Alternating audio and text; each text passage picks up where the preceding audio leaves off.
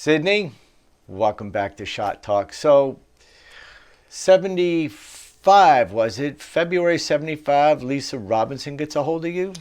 Who's Lisa Robinson, for everybody that doesn't know? Lisa Robinson published a series or a batch of rock and roll magazines called Hit Parader.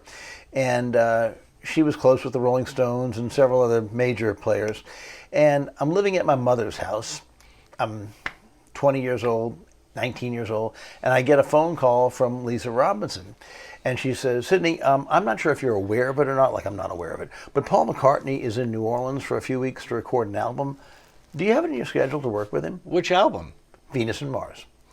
And I said, I was silent. Do I have it in my schedule to work with him? I think so. So she says, all right, well, here's what you do. You need to go down to the hotel. This is where they're staying. Bring your portfolio. This is the manager. This is his room number. I'm sure you got the job. What job would that be? Oh, his album, his promotional stuff, the whole thing. So I'm driving to the French Quarter, and I'm thinking to myself, I can't cry. I can't cry when I meet this guy. So I enter the hotel room. The manager sits down. He looks at me. He looks at my work. He's impressed, and he says, all right, Sidney, now tell me something. It might sound a bit strange, right? But when you meet Paul, you're not going to cry, are you? And I said, why would you say that? And he says, well, we just came from Nashville, and in Nashville we hired a young photographer very much like yourself, and every time he met Paul he started to cry, and it made Paul very uncomfortable. I said, oh, no, I am not the crying type. No. So that's how I got that gig. That's great. So you get the gig, you're leaving the manager's room. Right. I walked out of the manager's room, got into the elevator, went downstairs, walked into the lobby, and ran smack into a drummer friend of mine by the name of Joe English, who I knew through my time with the Allman Brothers. And I said, what are you doing here? He said, I just got hired to play drums. The drummer just quit. And they flew me in. From McCartney? Yeah, from McCartney. And I said, I think I just got hired to shoot the album cover. He says, you want to meet him? It's just that quick. And so we made this feel like slow motion through the lobby of the hotel, out to the pool area, and there he was. Him and Linda sitting out by the pool. The kids are by the pool. Every Beatle album flashed in my head that I had, purchased over the years. And my friend Joe says, Paul, this is Sidney. He's going to be shooting pictures of us while we're in town. Paul says, hey, Sid, how you doing? Let's see what you got. Sit down. So here I am sitting with Paul McCartney, showing him all my photos. He says, look at Mick Jagger. Hey, it's Keith Richards. Hey, this is Stevie Winwood. This is a surreal moment for me. I'm sitting next to Paul McCartney. He's looking through my work.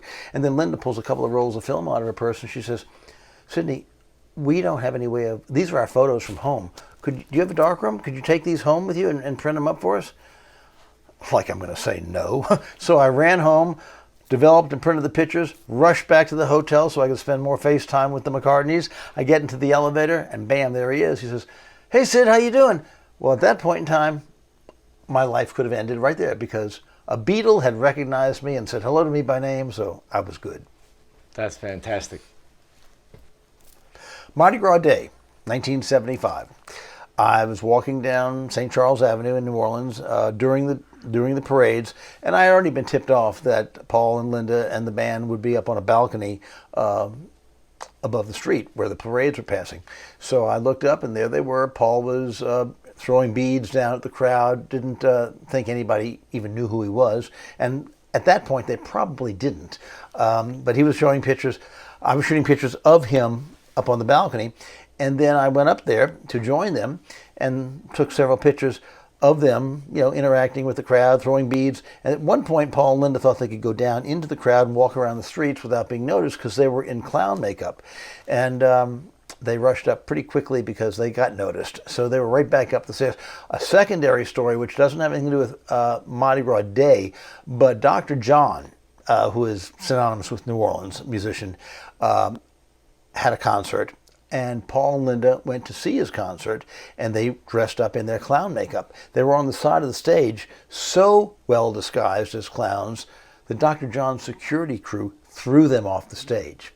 Didn't know it was Paul McCartney. That's funny.